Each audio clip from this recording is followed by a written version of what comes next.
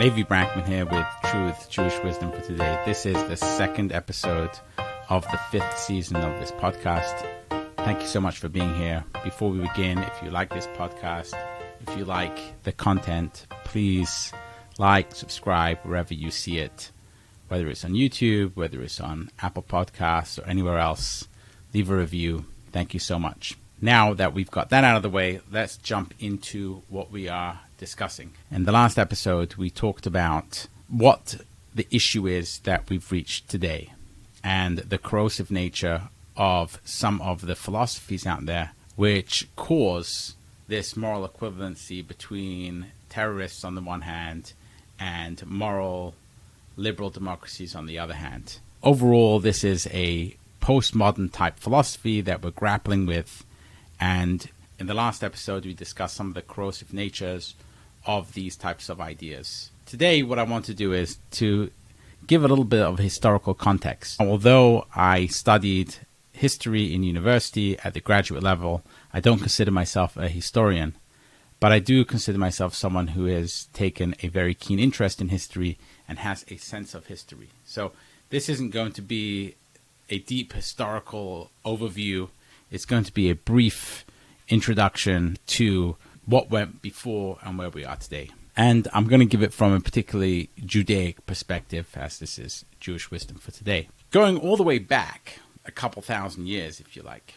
You have Talmudic times, which were from about the 3rd century to the 8th century. So that straddled this period of the Roman Empire to medieval times. And after that, you have the medieval period, which went from about the 5th century to the 14th century. Then you have the Renaissance, which is about from the 14th to the 17th century. And then you have the age of the Enlightenment and the modern era after the 17th century. And in the modern era, you have the early modern period, which some people consider that still part of the 15th to 17th century. And then you have the 18th century, which is the Enlightenment. And then you have the later modern period, which is from the 19th and 20th century.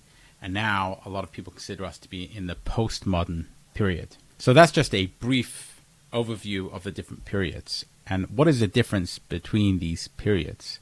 I'm going to take it from a Judaic perspective. So you find during the time of the Talmud, the rabbis had a lot of authority. And that was pretty typical of that medieval period when the church had a lot of authority. And if people had a question, they went to ask the rabbis, and the rabbis or the church basically ruled and made decisions. You did have the state, but the supreme body, if you like, during the medieval period was the church.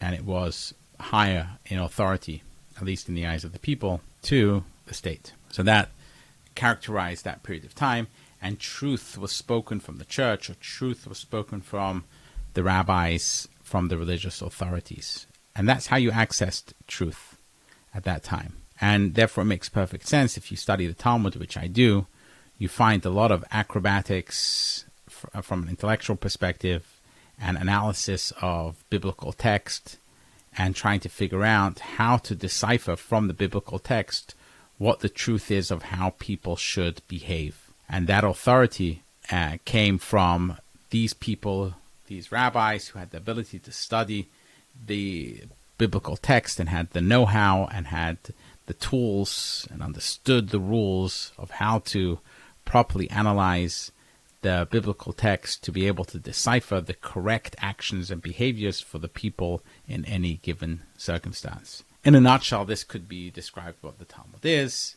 It is interpretation of biblical texts in order to enable people to be able to practice their religion. And the rabbis needed to do that because people needed to know how to act. And the way they know how to act is by asking the rabbis, because in that period of time, the rabbis or the church, the religious authorities, reigned supreme during this period of time, the medieval period. People were also very superstitious, and people had a lot of fear of God during this period of time. I want to focus a little bit on what that meant in a practical sense for people. And again, the reason why I'm going through this is to put into perspective the ideologies that we have today in that historical context. A lot of who we are is how we got here and what we've been through.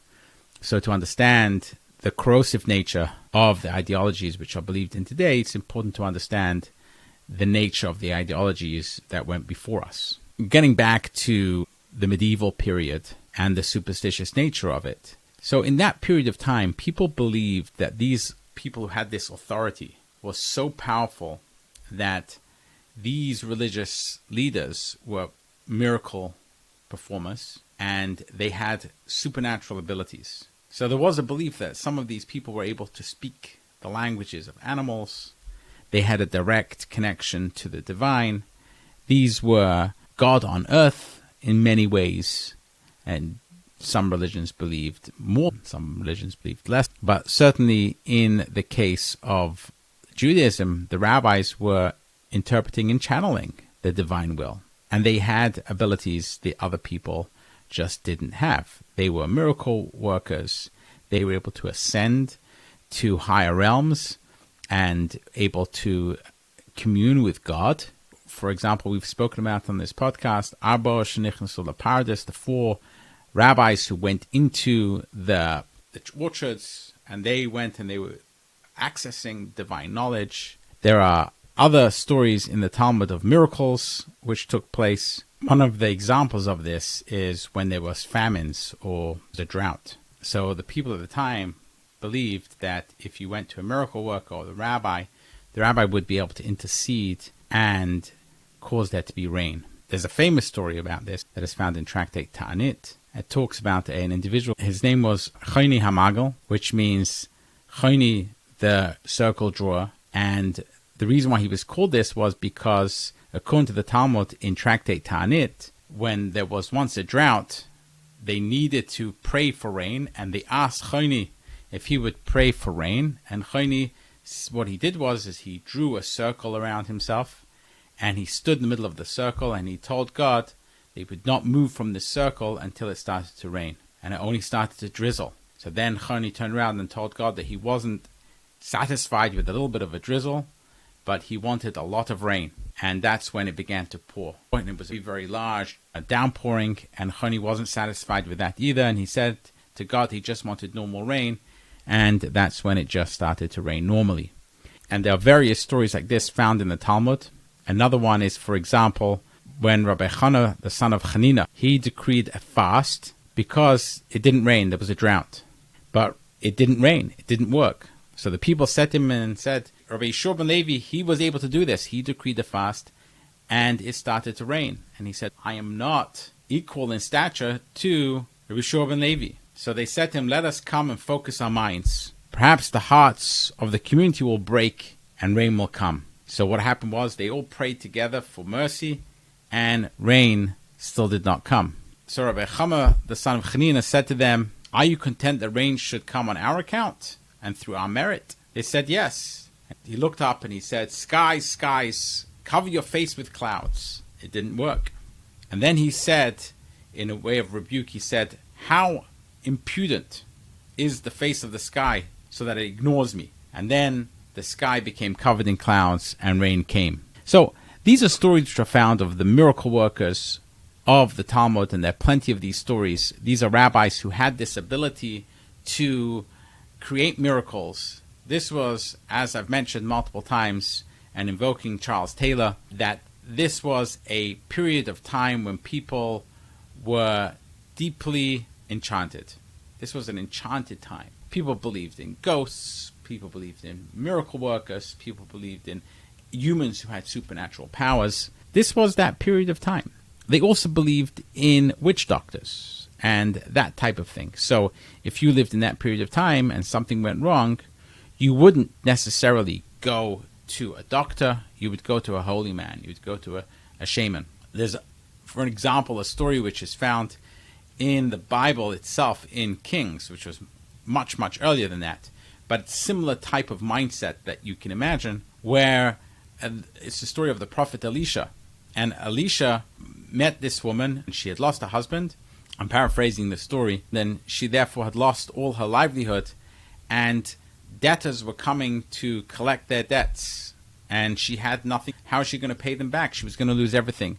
So Alisha said to her, what do you have in your house? And she said, well, I just have one jug of oil. So he said to her, take all the jugs that you can find, bring them into your house, and start pouring from that one jug of oil into those jugs. And she kept pouring and pouring, and miraculously, this jug of oil, the small jug of oil, just kept pouring and pouring. It never finished. It was an unending source of oil which filled all her jugs, and she sold the jugs, and she was able to pay back her debts. And there are multiple stories like this of Alisha doing these miracles. Some child dies, and he's able to bring the child back to life.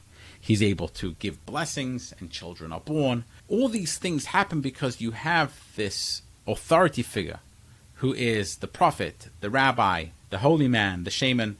And these are the people who people in the community, just regular lay folk, turn to when they have an issue. And so people believed that there was something in spirit. I'll bring one more example of this, and that is from this week's Torah portion. We're reading the book of Exodus. And in the book of Exodus, the beginning, it talks about the Israelites enslaved in Egypt. And how were they emancipated from that slavery?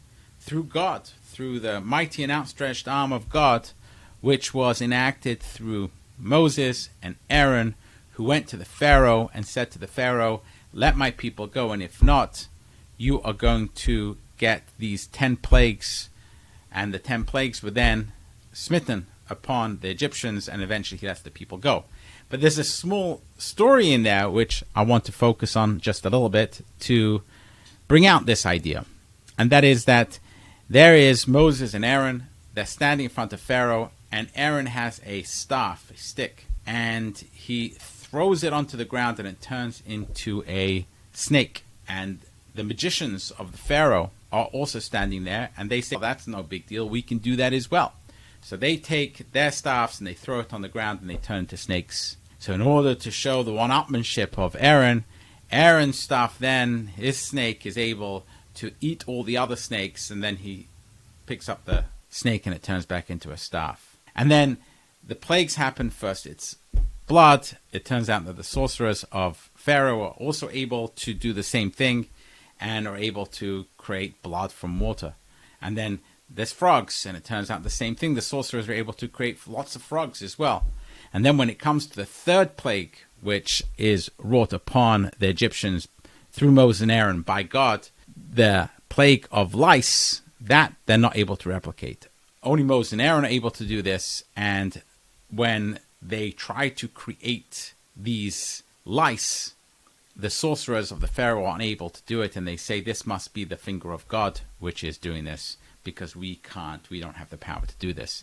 And the commentators get into describing what is the power that enables the sorcerers to do it versus the power of God, and why is it that they're unable to use that power to create these lice. And some of it is because sorcery can't create things that small as lice. Other people say that it's because the lice was created out of dust, and only God can create something out of nothing. He can only create life, only God can, but sorcery can't do it. This whole discussion, though, presupposes and assumes a deeply enchanted world where people can harness these powers, whether it's the power of God, or whether it's the power of sorcery, the power of purity and holiness, or the power of impurity and sorcery. Whatever it is, this is a world which is teeming with these ideas, a world which is deeply enchanted, which imagines that there are all these powers out there which can be harnessed in one way or another.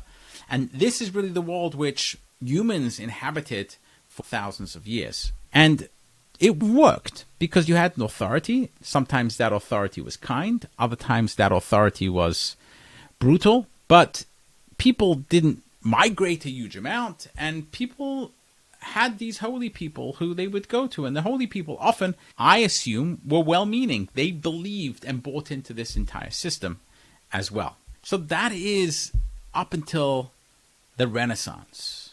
So that is the medieval period, even in the pre-medieval period, all the way up to the time of the Renaissance. This is what people believed. This encompasses, if we go back to what we discussed about the Kabbalah, this certainly encompasses the time of the Zohar. If you read the Zohar, you find a deeply enchanted work. It was clearly the product of this time, the product of a deeply enchanted mind or deeply enchanted minds, and therefore it makes perfect sense that you had a book like the Zohar which came out during that time period. The Zohar was a 13th century book. You get into the time of the Renaissance, which is now the 14th to 17th century, things start to change. During the Renaissance period, the state started to become more supreme to the church. So you had the kings and the other people who ran the governments. They started to take precedent over the church. And during that time period, you started to have literature which was less religious and less religion-based and was more secular in nature. And you started to have the printing press, which started to be used. A lot of information and knowledge started to be disseminated quite a bit around this period. And the other thing that started to happen during this period is as knowledge started to be spread, people started to think much more logically. Whereas previously you had people going to the holy man more and more, you had people turning to logic and people turning to philosophy during this period of time. And people started to really question authority during this period of time. So you had the time of the Renaissance, which was really the time of transition from that of a deeply enchanted world all the way to when you get to the time of the Enlightenment, where really the world is coming out of its enchantment. So let's talk about now the Enlightenment. So the Enlightenment really was the time of science. And this was a time when people started to really not just question authorities, but it was a time when people started to leave those authorities behind and started to much more rely on science to answer questions and logic and reasoning to answer these questions. So this was a time of reason. And religion more and more was losing its hold on the people during the time of the Enlightenment. And you had in Judaism, you had people like Moses Mendelssohn and others, people who started to really think differently about Judaism. You had, therefore, coming out of this was the Reform movement and the conservative movements and other movements in Judaism, which simply didn't exist prior. This was the modernization, if you like, or the Enlightenment meeting Judaism, where you're trying to bring reason into Judaism, and the Wissenschaft des Judentum, the scientific study of Judaism, was born. And a lot of that totally rejected the mystical ideas which came before it. So if you think about some of the scholars which started initially to study mysticism at that time in the academy from a academic perspective or from a scientific perspective, they rejected the Kabbalah in a big way. And they rejected the Zohar as a book which was the product of the enchanted mind and therefore not relevant in a world of science. So you have to see the people who studied the Kabbalah back then different than people who study the Kabbalah today, where you find there's a newfound respect for the Kabbalah. And we're going to get into why that is a little bit. So a little bit connecting our previous season with this season. But if you can understand the different eras and epochs that we're talking about, you can understand why a time like the Enlightenment, which was now totally and utterly embracing reason, logic, and specifically science and the scientific method of its ability to reach truth, it rejects that which went before it because it says that we don't need that. We are able to live a life and get truth and get facts without having any of that. As a matter of fact, the view of the Enlightenment is that all of that medieval viewpoint, that enchanted viewpoint that led us astray, it didn't progress us at all. And the Enlightenment, together with the scientific method, that can really progress us. And in many ways, the Enlightenment is right. Because you see the progress that science made and the facts that science is able to progress, medical science, and is able to progress technology, and brought us the boon that we have today in technology and in economics and prosperity. This all came about as a result of the Enlightenment and in many ways as a result of liberal democracy together with capitalism. That was a product of the Enlightenment. So that brings us all the way up to the 19th century, where the Enlightenment really took hold and people started to less and less have use for religion during this time period. And there was a very strong reaction to this from religious people, because people who really valued religion wanted to make an argument for why religion is valuable. Unfortunately, the way they made their argument was not by saying that religion is good, but by trying to attack the scientific method. That's how they did it. They tried to attack the Enlightenment. So religious people saw the Enlightenment as a threat to religion. It wasn't an ally to religion, it was a threat to religion. And because of that, the way they dealt with that threat to religion was by attacking the Enlightenment. Now, there are always unintended consequences, because the unintended consequences wasn't a rebirth of religion, but it was the creation of the next thing, which was postmodernism. And that, in my view, has the worst of all worlds. So, to recap what we discussed today, is we've gone through a very, very brief overview of the periods in history, also trying to track it from a Jewish perspective, all the way from the time of the Talmud and the Roman period, all the way up to the 19th century, 20th century, and we're not yet into the 21st century, but all that time period where you had a deeply enchanted world, where people believed in miracles and people believed in the holy man, and then through the Renaissance, when people started to question the church, started to question the holy man, and you started to have logic and reason and the printing press and dissemination of knowledge, and then up to the modern period, what you might call the late modern period, and the Enlightenment, where science was really supreme, and so was logic and reasoning, and that gave birth to the liberal democracy and capitalism that we have. And religion reacted very negatively to that because it saw it as a threat. Now, I wish it wouldn't have seen it as a threat, and I wish some of the people who were in the Enlightenment wouldn't have had such a negative reaction to the religion which went before it. But they did. And you can see that in the Judaic texts, where the people who were writing during the Enlightenment period, they were so vociferous and so cynical to the religious ideas that went before it. And they so much wanted to reform everything and bring everything up to the standards of science. And they even called the Wissenschaft des Judentum, the scientific study of Judaism. They were bringing science into Judaism and trying to reject everything which went before it instead of to synthesize in any kind of way. I wish they wouldn't have done that, but they did. And because of that, religion totally discredited science and totally discredited the Enlightenment. And the results of that is postmodernism. The results of that isn't something positive. The results of that was something negative, in my opinion. And so it's important to have that historical context of how we got here. There is enough blame to go around to everyone of how we ended up with such a corrosive ideology which has taken hold across the world today, which has led to this moral relativism between a evil ideology and an evil group of people, terrorists, and a liberal democratic state which is looking out for the benefit of the people and the benefit of humanity.